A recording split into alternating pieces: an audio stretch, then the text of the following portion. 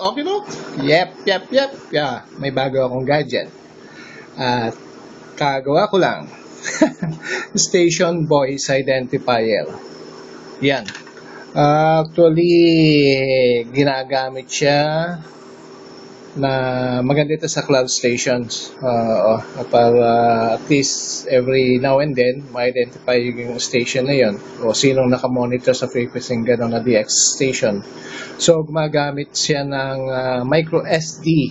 Before kasi yung ginagawa ko, DVR o Digital Voice Recorder Chip at ISD.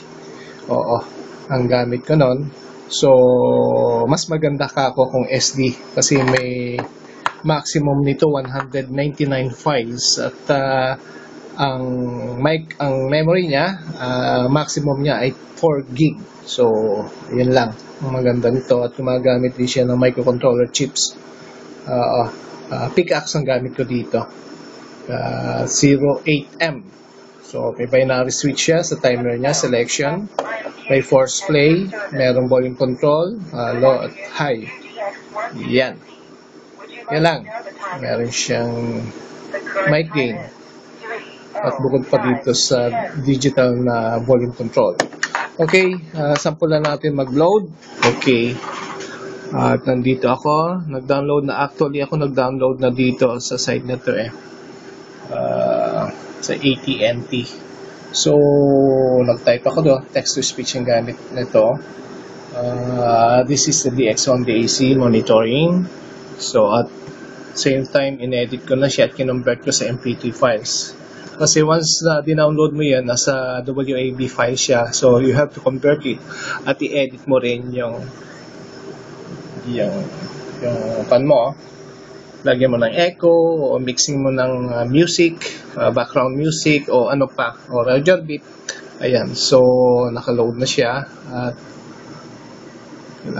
sampulan natin.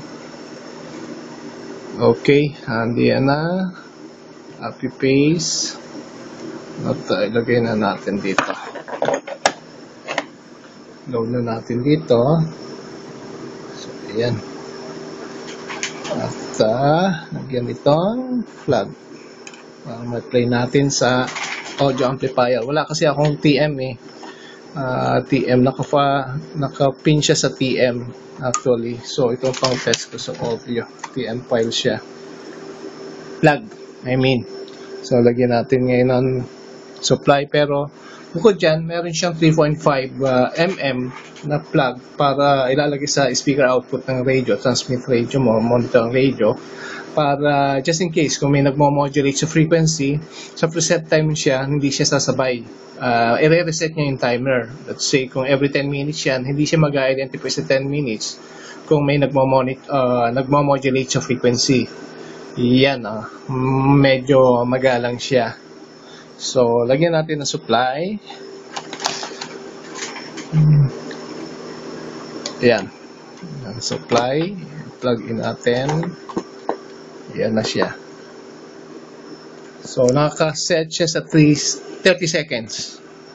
Nakaset siya sa 30 seconds. DX1 DAC monitoring. So, every preset time, 30 seconds, mag-identify siya ng nilagay mong files dyan. Kung 199 files, randomized selection ang gagawin niya nitong chip na to.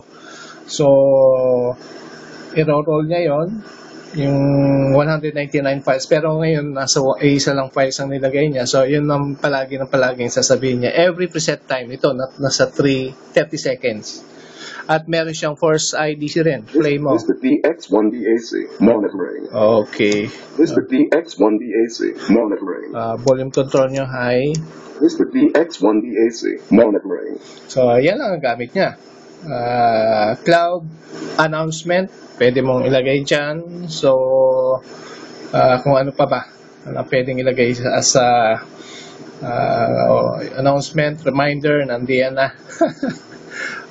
So, dito naman, pero text-to-speech nga, so bahala ka na mag-edit kung anong ilalagay mo. Oo, yung background music, o CW, pwede ka mag-record yan ng CW, ilagay mo dyan. Yan. Yan ang DX1 DAC monitoring. ang sinasabing cloud station o station voice identifier. Okay, Dok? Yes, yes, yo.